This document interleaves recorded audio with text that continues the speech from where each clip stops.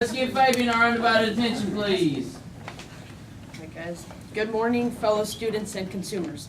As you might already know, my name is Fabian Leon, and I am a student at West Esmond High School in Mr. Simpson's first period agriculture class. You might also already know that the name of this class is Principles of Agriculture. But that's the funny thing, because I'm pretty sure most of you don't understand the principles of agriculture.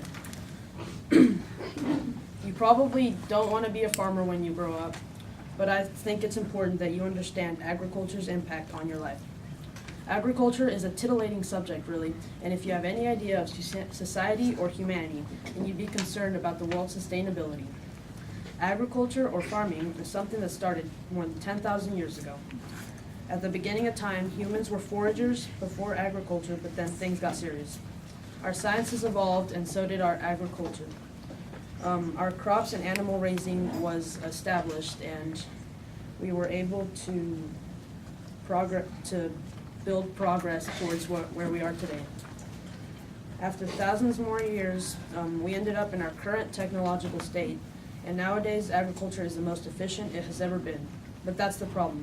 Between industry and massive farming companies because of the companies that do that, our environment is at jeopardy.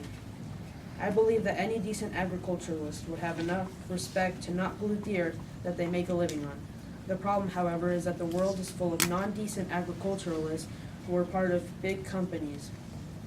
That being said, it is easy to see why 2% of livestock farms raise 40% of all animals in the United States. Back in the 1940s, 1 in 4 people lived in a farm. But then the farms began to get fewer and larger, and farmers began to use new ways to increase their yield while only thinking of their profits. These innovations, such as fertilizers or pesticides, were harming the environment and ecosystems in the area. Some pesticides were even known to hurt mockingbirds, and as we all know, that's a sin. Yeah. In a way, American agriculture has become its own enemy.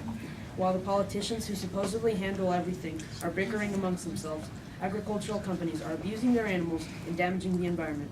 Yet we, the consumers, don't care enough to step up and stand out from the conformities of our society, a society that has desensitized the principles of agriculture, principles that will inevitably lead agriculture to greatness.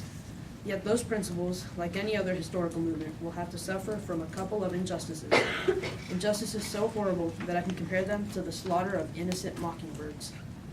The nice thing is that future generations of agriculturalists are to come, and that means that we can make a change in our agricultural society. I do, in fact, believe that the future of agriculture, because I know the problem. I do, in fact, believe in the future of agriculture because I know the promises that agriculture has. Better days through better ways. I also know that by allowing ourselves to open our mind to agricultural knowledge, that we are opening the door to millions of possibilities. Possibilities that might continue the agricultural revolution. Possibilities that might cure cancer, and possibilities that might end world hunger. Here's an idea. What if we, the next generations of agriculturalists, put our minds to solving world problems? Think about it.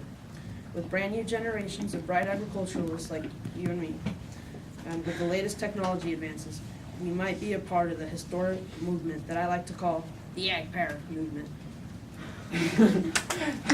Thank you. Yeah.